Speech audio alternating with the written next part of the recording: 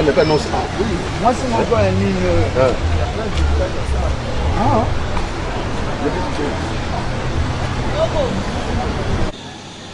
Voilà, réalité sur le terrain, Doudou Montiri, Moron Djambé. Comme d'habitude, ici nous sommes dans la commune de Kitambo.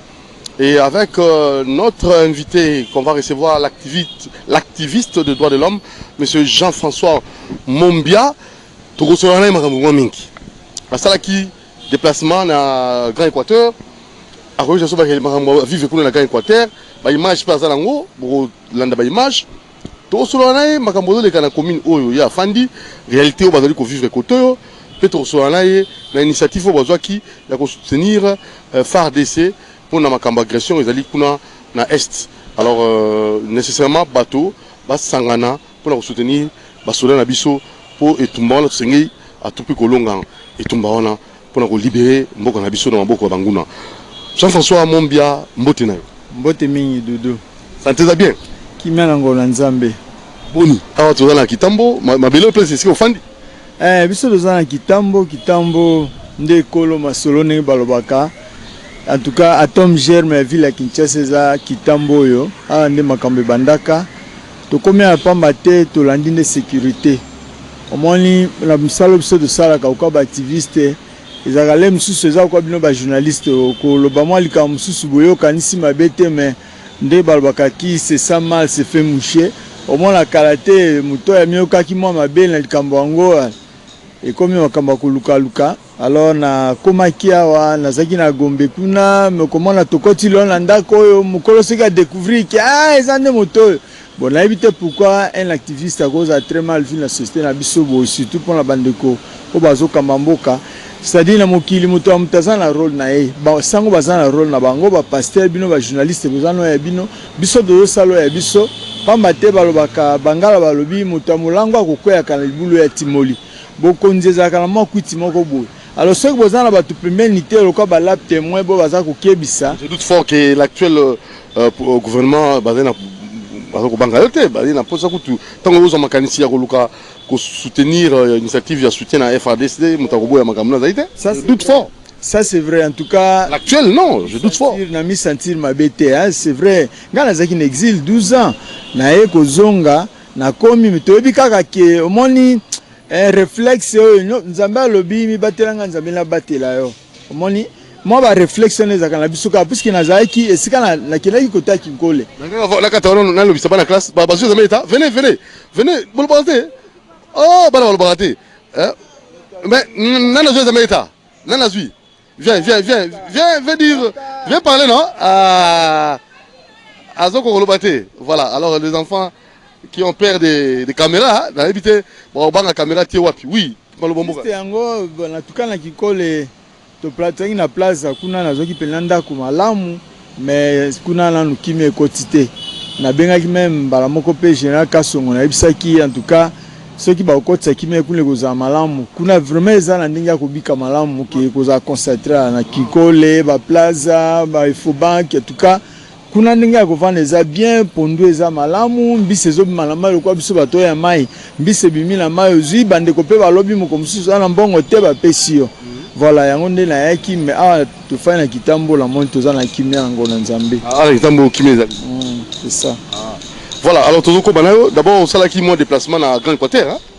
Oui na uti epa na biso c'est-à-dire Congo eza ya biso partout mais pas tobotama nde kote wana nde balobaka nazali manifestation toza ko organiser bato babengaki nga mingi na Kisangani Basoko Bumba bon na déposaka plainte moko na 2018 na Allemagne pour la société ya PHC alors ndenge bakolomboka ba réclamer ba droit na bango bana 1911 eti lelo to bundi finalement to komi lelo na stade de médiation de bato ya banque wana ya Allemand DEG ba banque de développement ba tomba saka moko ndenge ya kotombola moi bo somi ya bato donc moi développement na mboka ba pesaka ba mbongo na bango na société wana mbongo ngonde kotaka mwa mobulu to sali ba rapport ba landeli ti ba monike e bongi malamu médiation salama entre société wana na ba imboka po baluka ndenge ya kobongisa efandeli, c'est-à-dire baluka ndenge bakofuta bango na badroit na bango, oyo ezali ya kobongisa nzela, oyo ezali ya kotonga hôpital, oyo ezali ya kosala école,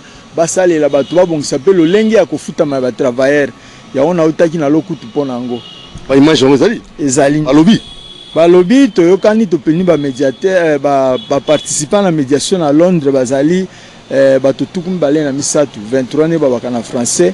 Tokokende na sanda zomi na moko na novembre tokende na Londres toloba po tobundi mingi elobami mokili mobimba bamususu bakorespecte te, mais finalement na mon lokola bakomi contraire ya kosala yango baimposer mpe société wana ezaka mpe etikala eni le vert balobi en tout cas batala bakolomboka bango batongi comme famille ni William Lever bakomi efunga ekoma na société munene groupe ni le vert multimilliardaire, mais biso bakolomboka nzela la population autochtone va bénéficier le côté alors sikoyo nde tokei toloba nde babaka na Swahili mwende mukaone tokine nanu na Londres tosolola bato baloba to préparer pe bango basenga sanza te basenga moi te kasi basenga oyo ekokina mabango. Je pense tokoyeba soki ekobonga tosepeli ke bonga tomoni ekobonga puisque tobundimbula misatu mobimba ya mine yango oyo lokwa tokomi na stade oyo toyebi ke ekobonga la solo bino bino bokendaki na ndenge ya kotelemela bayiki baosala exploitation au détournement ya population autochtone yebe mona kitambo mbote nao ama kitambo ofandi bweni na ofandi na ngana limbi olemi bwana na sala kopu na ngana limbi opema na pima kimi ali kimi zali. Bon très bien, alors la moyenne de la fani na yo peka cop opemi na pema na taka ba pia uti na commune uti na zaka na commune ya Kitambo ka ala Kitambo boza bien tozana biso bien kamne tumiza bino mingi na Kitambo en tout cas ma ko bien mai eza bien kuluna ezate kuluna ezali nde mai pe eza passe bato bakomo tambola na bapusu na babida wa mai koluka mai alors zo singani faut bakonja mboka bato reside zo bazongisela bango ba mai mwana Kitambo kala koka bana Kitambo boni bien santé bien bien yo fandia na fandia nini tungisa bino mingi na Kitambo banzala kaka na bakuluna bazotungisa biso makasi ya mingi ya kolobesa te kuna ngo oyebi bekiri nango bekiri kuna bakomoni nzala ba misusu bazobenga bango eza na komomo bana kan bazobimelaka biso na machete avant-hier bauti obotola bana ya efe babiloko na bango nyonso ekei bana kan wapi au Babylone mingi tsala ngambo tosenga mokonza mboka bakanga bango. Très bien. Alors tozokoba na banzo yoki.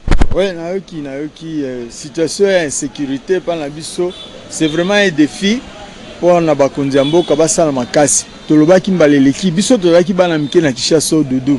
Okobima lem susu vis-à-vis na 4h du matin, 5h du matin boye na bino makolobo eti bokokuta na ba mobile na nzela, ce qui pesa ya kobunda bobundi, ce qui pendenge nini. Si vous commandez que tout le monde a comme modèle mboki comme pénal de sécurité makasi makamanga comme étant la kisangani to biki na van na kisangani la moni ba kisangani ba comme ko botre comme la bakulu de mamba ko botre ba to ba téléphone tout ça en tout cas li kamakulu na so atele ngo malamu te ezo risquer zo expansion territoire mobimba alors wan les causes sous grave. Vous proposez quoi vous en tant qu'activiste des droits de l'homme?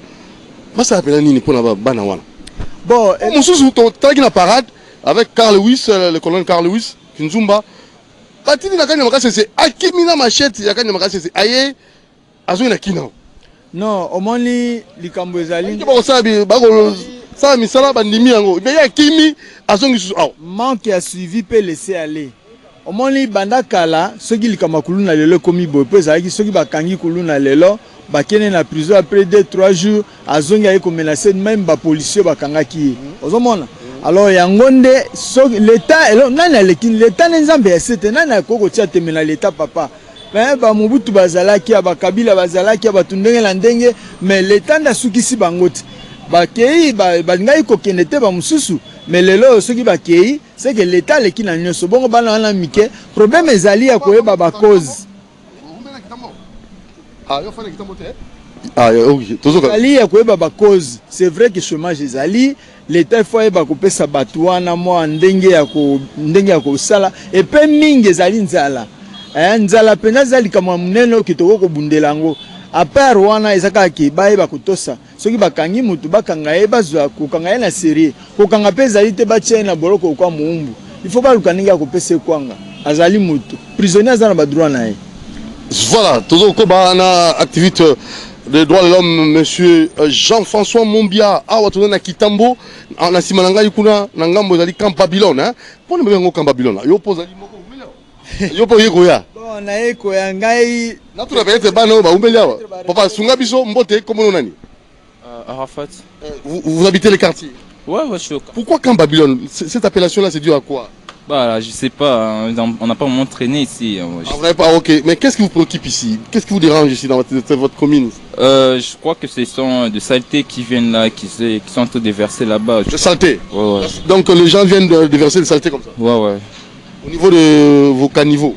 Caniveau, genre près de salon de coiffure, ça nous dérange. Des odeurs, mauvaises odeurs? Des mauvaises odeurs. Donc, il faut quoi? Il faut l'assainissement? Ouais, comment vous... Il faut même un salon? Ouais, qu'il m'opère tout ça, disant, comment vous dites? Non mais pourquoi tu dis soi-disant? Mais vous devez aussi vous mettre au travail ensemble pour aider. Bah c'est eux qui ont cherché ce genre de trucs, c'est pas à nous de faire ça. Et vous faites des salons vous aussi? Ouais, chaque samedi et dimanche c'est mieux. Oui. Chaque samedi. Vous faites des salons chaque samedi? Hein? Ouais, chaque samedi on le fait, c'est pas un problème parce qu'on doit mettre la propreté à notre vie, tu vois. Vous devez comprendre tout ça. On doit... mais le phénomène qu'on a ici? Si on a, mais il y a plus vraiment comme ça y avait avant, tu vois. Ah mais là c'est atténué un peu. Ouais, il y a que les gens de Bombay, tu vois, les gens qui prennent la zipette. Pourquoi vous prenez les Bombay? Pas vous, là vous mettez... La jeunesse. Ouais, je sais pas, là c'est... Je sais pas. Là il faut poser aux questions aux gens, pourquoi ils prennent aussi la bière. Ouais. À ceux qui prennent les Bombay. Ouais, il faut leur poser la question parce que moi je sais pas parce que je fume pas aussi, je fais prendre ce genre de trucs. Toujours l'écouter. Ouais. Quand vous faites ça du matin au soir, ça va pas comme ça dans les jours à venir, vous compliquez l'existence sur le plan sanitaire. C'est pas du matin au soir que je fais ça. Il y a des enfants du matin au soir, toujours l'écouter. C'est ce que vous aimez ces derniers temps. Ça a l'air de détruire les oreilles, ça. Moi, détruire les oreilles. Ouais. Moi, je fais ça juste pour entendre les audios. Mais j'ai un enfant qui fait ça. Le matin, on l'appelle. Il faut venir. Berthéman, je t'appelle. Oh, papa. J'avais les écouter. La jeunesse. J'avais les écouter. La jeunesse. Même vous aussi, quand vous étiez petit, vous étiez gosse, vous étiez comme ça. Merci beaucoup. Merci. Réalité sur le terrain. Oui, en tout cas, l'activiste des droits de l'homme, M. Mombia. Saleté. alobi bopete ezali te bayike bazokotosa te ndenge tolobaki omoni mbala moko nabosanaka te ke eloko ezalaka na base exil na ngai na 2012 ezalaki ntango nasalaki baplaidoyer sur makambo ya baopération ville propre ndenge nini bazali komaltraite bato bamakambo ebele bato kokangama kosambisama te donc pour la sommet francophonie ezalaki ke kobomba Kinshasa ezalaka la belle ekomi kini la poubelle alors la sommet francophonie na bakonzi mboka bamonaka ke babomba bosoto na biso po bato mosusu bamona te nzoka nde ezalaki erreur ndenge tolobaka pauvreté eleki na baconséquence nango nyonso il fallait toyebi ke pauvreté na biso eza mpe extraverti situation chaotique économie na biso oyo mingi mpe ezowuta na bamultinational na bagrande puissance na bango ndenge esalama bandaka tonda toujours koba likambo ya trinité coloniale donc mais bango bamonaka ke babomba kobomba yango nde ekomaki kotumba biloko ya bato tout ça kobeta ntango tolobi todénonce yango ebotaki ke tokende exil. Alors, phénomène bombé ou qui jeune en tout le bas, les jeunes qui prennent les bombés. Doudunga na mona bombé moko. Na mona bombé tant on a commis l'année passée na kindeki ezana londé kulkaser moko azana maîtrise ya makambo administration pour abana osela nga administration na ONG nanga. Aibisa nga kaza malade aza na hôpital moko kuna côté à Delvaux na landa tant on a kii azaki na kati hôpital la fin na voiture libanda. Namoni mutu azouta na pembeni na nzela ti loka langwe aeti akomi oka nga kati sa telemi akiti mbalo ya misatu asuki l'espace akwei pete alali debout namona ngwa nga namona. Non mais ça c'est grave. Tout le papa la biso papa qui tambo pour tongi papa son botte papa. Tout dans la réalité sur le terrain tolinga mingi kozaka bateau ya mabele na biso ko linga na CCTV émission réalité sur le terrain. D'abord Aux amoko umeli on a Kitambo. Ah oui oui. Comment là-yo? Comment on a Edmond. Alors monsieur Edmond, ni nous autres qui on a Kitambo penza. Kitambo vraiment en tout cas tout le monde maï quand même tout souvent ma casse maï. En tout cas courant est stable mais maï vraiment en tout cas on a difficulté maï. Bon, Kuluna vraiment en tout cas Mikolo là ils a moi diminué moi par rapport toi là-bas militaire mais la police va garder en tout cas ma ça n'a mingité. Salon, est-ce que vous savez ça là quand on a kala? Que bon salon vraiment ils a okita moi mouké ça okita par rapport à beaucoup c'est tengaza qui a vraiment en tout cas ça n'a pas bien mais pour le moment vraiment salon oui ça m'a bien. En plus tu as la poubelle mot public où on a vraiment pas chez déranger sur ma casse. Ah babi poubelle moi ils allaient on a tout solo. Ils ont tout solo peut-être que même que ça juste toujours dans la liberté sur Babylone on a juste dans la liberté sur Babylone. En tout cas ils ont dérangé sur ma casse vraiment en tout cas vraiment il y a un tout single balcon c'est vraiment make up na hôtel comme poubelle on a. On va faire ça comme arrêt poubelle. Arrêt poubelle, oui, arrêt poubelle. Très bien, merci beaucoup. Ok, merci. Voilà, alors l'activiste, ah, bisous Kazaki, mon tir à Bunginzela, Mora Bunginzela. Alors, Tozo Koba, la réalité sur le terrain, ça c'est bien. Alors, voilà, qui préoccupe là. Oui. Poubelle. Très sérieux. En tout cas, les poubelle na Kishasa ezali bakonzi batala on penza na bozindo na siki nenge balobaka. Ba malade ko ba typhoïde, ba malade belé tolobaki bato baka kokufa. Totanga ki ba cause ba OGM, totanga ki soins de santé malamu ezate kisi mabe, totanga makambo belé mais environnement na biso eza sérieux problème. Papa na biso. Papa bi. Maman Zolia. Donc réalité Kitambo, maman akala Kitambo ndenge nini? Est-ce que et comme ndenge nini? Mutu na ngona mama. Okolo bate. Naya na TV, TV, réalité sur le terrain. Ah, maman to sepeli biso linga bakoko boya pesa mateya na bilenge. Mbote mama komo yona. Mona ngai bambi Selina. Mama Selina, tango bino bozalaka. Ah osali bambula boni na Kitambo. Mbula penja na sala mbula. Tapela funa kunwa kwa mama yo kanga bien. Le puna utaka na Kisangani. Na yaka na seka 6. Sika na kumna bambula bona seka 6. Wana na alina no sheni. Uyawa bana utaka Kisangani. Kulongwa Kisangani ko yawa. Na kana nini ende palate shunga yawa. Kani ufandi abo. Kani na fanja tokotaka na 1959. Seka 9.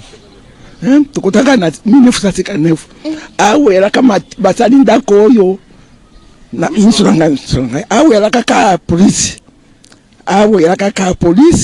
l'hôpital na biso ya mai yala kakuna na se kaka na balabala oyo l'hôpital yala kawa na l'hôpital ya Kitambo nanu basali te na likakawa Kitambo lelo yo mulango ndenge oh yaya moyete Kitambo ekomi firite bateka bandako nyonso yalaki ya biso kofanda bateka ekomi ba etage tokoloba nini biso biso babisika ko nini bisika to alaki ko tekela babiloko na biso bakomi kobotela biso tokoki koteka te bato ya mbongo lokwa tofanje bato ya mbongo bayeko botela biso bisika ya koteka lokwa na baba wana to alaki koteka bilanga na biso na sali bilanga kaya basoda oyo na baka Babylone awaka Babylone to alika Babylone comme on appelle ça Babylone bana kala to ina comme susu comme ya Babylone comme ya kala Babylone Babylone on va pesa comme Babylone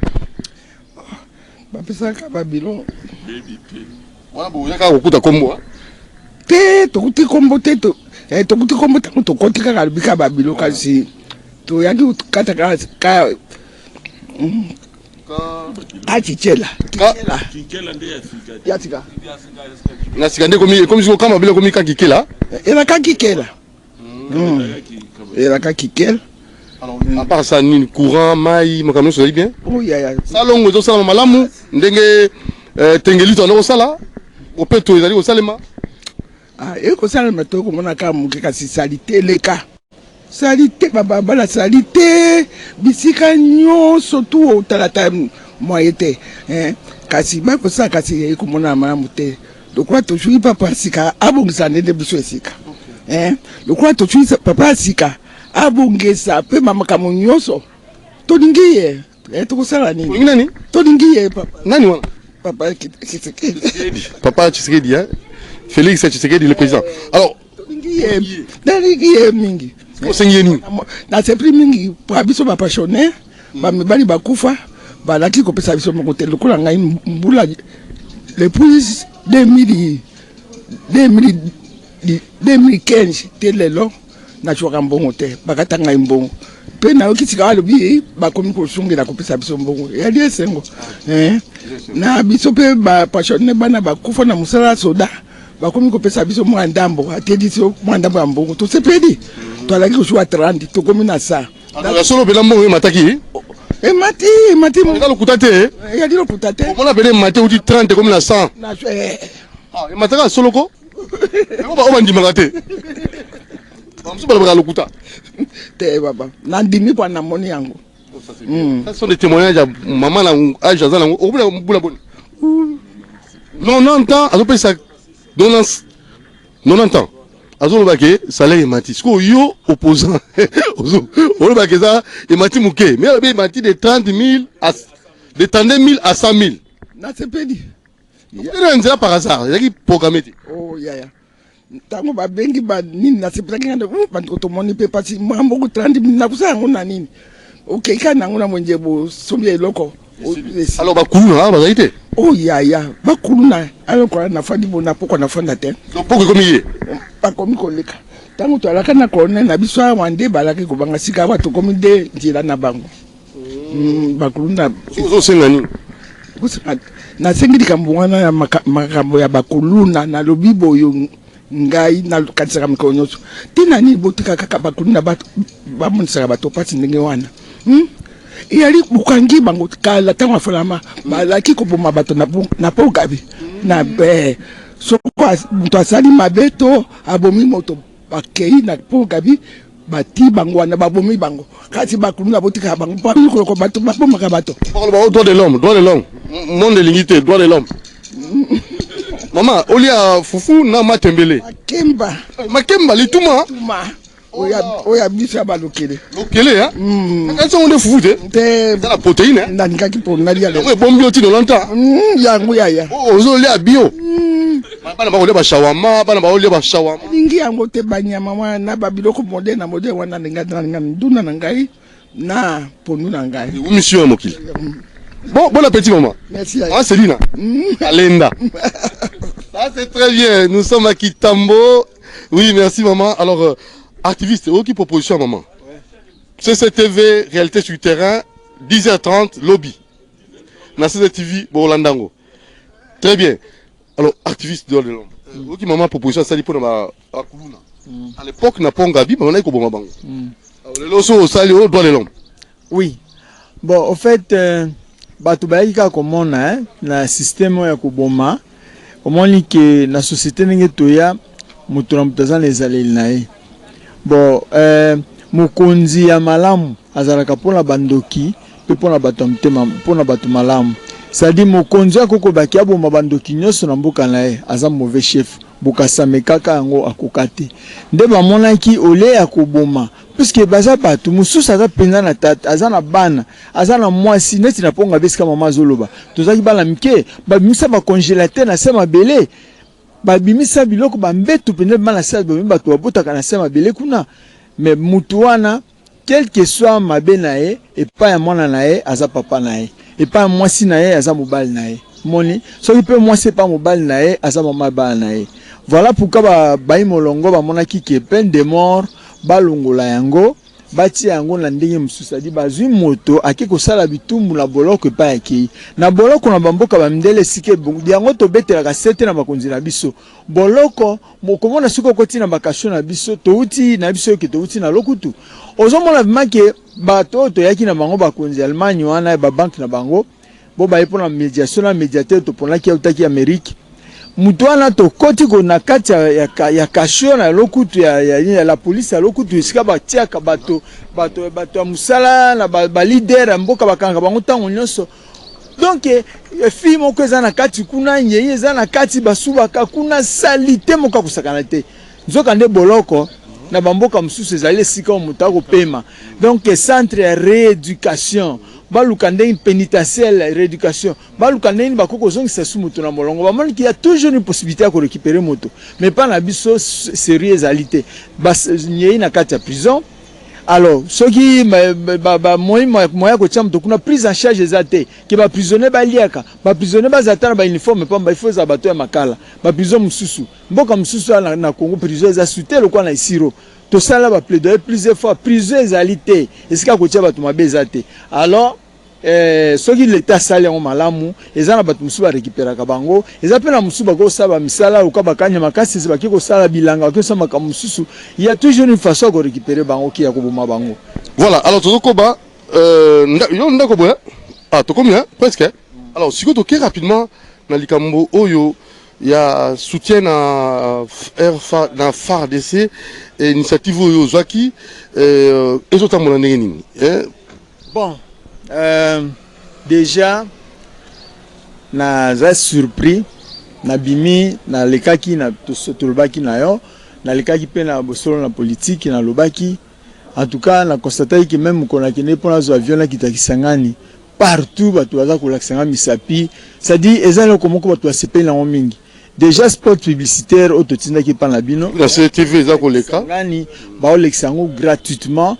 Je pense que lobby lendi ba ko bandango ti tango makamole milulu ke noko koma na suka eza vraiment loko ba congolais so ba keira o malam to meka ko so ba journaliste pe kuna to so ki na ba to bamboka ska to kene ki ata bamboka mike pour la ko expliquer ba to bien fournir la démarche na biso associer l'utile agréable biso to ko pesa moi quelque chose mais pour ces alinde que l'état azwa bato bazo ki ko bunda na se drapeau na biso prise en charge à la sérieuse batala na ba camp militaire bazo la sérieux donc bazo soda ki na bitumba zongi baye ba retraite à soda ba droit ya soda ya militaire sikazali bana militaire moi ba cantine na bango ndenge zaka tango kala mokili mobimba to biki ba soda bazaka pena ba salaire ce qui a ndenge ninte mais cantine militaire de ça quelque chose prise en charge par la l'état à malam et aussi to rappeler plaidoyer sur le plan international qui ba institution internationale ba yokana kapo na kimia na mboka Congo elembi ba congolais ba lembi na bitumba plus de 20 ans bitumba tango noso ko boma bato na komi na Kisangani bato ba uti beni ba kimba mboka na bango ba beni ba esiko ba komi na Kisangani moko mususu ki to gérer le kamana malam te o komona ke koma ba conflit entre ba communauté na kwa mutu kuna ah mais oui na bolobope donc makamana ko kipona ko éviter yango c'est le moment et puis faut to bitumba ya est si là bande kuna biso est ba fanda malamu ndenge balingi basala madeso banako uta kuna grenier ya RDC za na est omoni eza plaidoyer pe pour na niveau là qui to meka ko dénoncer yango to pousse ba institution internationale liboso pour ba meka ko zwa likambo sérieux ya Congo na sérieux ya solo Riao hein, c'est ça. Réseau d'information et d'appui aux ONG en République démocratique du Congo, Riao RDC. Alors, bateau balingi va participer, va contribuer, va ça bien que sport ça le cas, va ça nini. Bon, na beaucoup c'est au Kalamingi te to connaissez bureau, il y a activité wana na Maisha Life na Lingwala, na Mushi en face ya nini ya nini la Lingwala donc la Lingwala face ya nini institut ya nini Maisha Life faisant l'avenue Mushi na Mushi ça cadre mo yebana Maisha Life kota Izipa voilà Izipa wana nde bureau pende kozala wana central mutali kwa kozala numéro de téléphone pesana mais numéro de compte ezali ce que j'ai beaucoup aimé en tout cas la monde déjà 3 organisations menene lokola Fondation Maman Denise Nyakero. Fondation Maman Denise Nyakero Wabengio, c'est très bien. Il va manifester vraiment intérêt dans la démarche na biso lokola na zongi biso taki bloqué kuna ba vieux alité ba carburé zate pour na makomezo le kana Ukraine mboka na biso il faut encore to bengi susu une fois ba konza mboka ba ça déjà malamu makambo pe l'équipe bango bien sûr mais ba kozwa na sérieux puisque za ba mboka mususu bazana ba réserve à 10 ans en Afrique ya carburant mais pas n'abso déjà dès le départ comme ça de l'entrée de G carburant comme kozanga za maamte donc tant on a za kuna benga na téléphone ba batunae ba ebisa kinga qui vraiment ba c'est l'initiative na ko mabatala bango ba kopesa biloko akolia Fondation Eric Mandala appelle la même chose ba bengaki Abedachou ba tumususu ba bengaki biso Serge Kasanda à partir à Monaco. En Cercas, hein? Petit frère Jean-Pierre Mbala Kassanda. Fouma Mouamba, le chouchou de Mouamba. En tout cas, Benga équipé, Boya et Benga déjà pour notre conseil juridique Afro National Congolais, Banda Koureni, Congolais, au Bazali Banda Nyonso. Donc, Batoumi va s'intéresser dans vraiment. Motonyoso, Azala moi le connaît un qui est quelqu'un la compte na banque a déposé et que ça la malam. Moi Azan le loko ya bouillé, le ko la boîte est ici, le ko la moi et lamba et le comme pour la bande quoi est puis c'est ça ba FRDCT hein. Ils appellent ba victime à est kuna ya guerre est. To me kakula savon que tous bandiko, tous de cœur avec bango. Donc na maisha bureau zo fungwa maana. Tu connais Souka? Oui. Merci beaucoup. Ils appellent les Sengomingi à partager tant qu'on est réalité sur le terrain, mon nom concept. Ils ont vraiment le comme Kamalam, tout le monde a cangopé, en France 24, tout ça. Et ceux qui bino bozan en bonga kutambo la Congo mobimbaté mais le fils qui makambo ils allaient na Kinshasa, ceux qui vous permettent de makambo mama utikoloba. Tolba kimbalele ki ke koli na biso za malamu te mama wana alobeli biso polele akomi na mbula tuku libwa. Aliaka na ye lituma bite kuteku na ye na mwa mbisi ya kokauka aza na tina bakibi majite aza na tina bashawarma te aza na pina biloko mosusu te voilà est-ce que soki okitaki na tere te bana Kinshasa balingaki bamona likambo bakongole balingaki bamona leloko oyo tokanisaki todire de vie na biso eza na 50 ans na 40 ans mais eza na bato tovivre na bango bamelaka mpe bakisi basalaka makambo mosusu baza kovivre te mpo baza komidiscipline. Merci beaucoup monsieur JF Jean-François Mombiard, activiste des droits de l'homme. Riao réseau wana eza kosala pe misala na bandi prochainement tozana na yo lisusu pe na moron nzamba kosunga toma ame illustré ba image na ba séjour na bino na Grand Équateur pour ba mona makambo no sondenge lekaki et je crois prochainement to kitape na yo na Grand Équateur. Problème ezate ceux qui attaquent au luka moi et pas bato basunga kabiso que to kita en tout cas de doute au salam. Comment tourner à Jean-Pierre Bemba président national MLC na Grand Équateur okaki nous allons kuna okaki ma salindre ni kuna. Bon en fait qu'on se le dise azalaka leader bandekone ya bangala balingaka Jean-Pierre mingi babengaka JP babengaka chairman babengaka bakombo ebele ezaki esengo nakomaki na bumba eza mboka mama nanga botinga alors nakomaki kuna nakutaki nakokaki sango bageme na mpo biso kuna nyonso tozalaka moto moko surtout na nzela ya losambo na biso bafrère baza kuna tosolaka mingi ezalaki tonus pour la bango et réconfort moral. Voilà pourquoi quelque part on doit se le dire biso za opposant politique quelque part bato za ko apprécier comportement politique ya président Fachi mingi puisque abengi bato na ye atiki bato na mabe na malamu basa msala bango quand même quelque part en tout cas ezo za malamu ba arrestation ezo lekila wana nde faut ba doser mais sinon quelque part c'est bien. Merci beaucoup. Merci à Moron Djambé, merci à toute l'équipe. Là, je vois nos exploitants. Merci à vous. Hein. Alors, réalité sur le terrain, Alec Abongo, merci. Ermac, au même à Kona, merci. Et Fissa Tunga, il est là. Bruno Nzinga, Christian Manjolo, merci Kifou, merci beaucoup. Rendez-vous prochainement avec un autre invité qu'on va peut-être recevoir sur le terrain dans votre émission que vous aimez bien. Ciao. Doudou Monti vous aime beaucoup.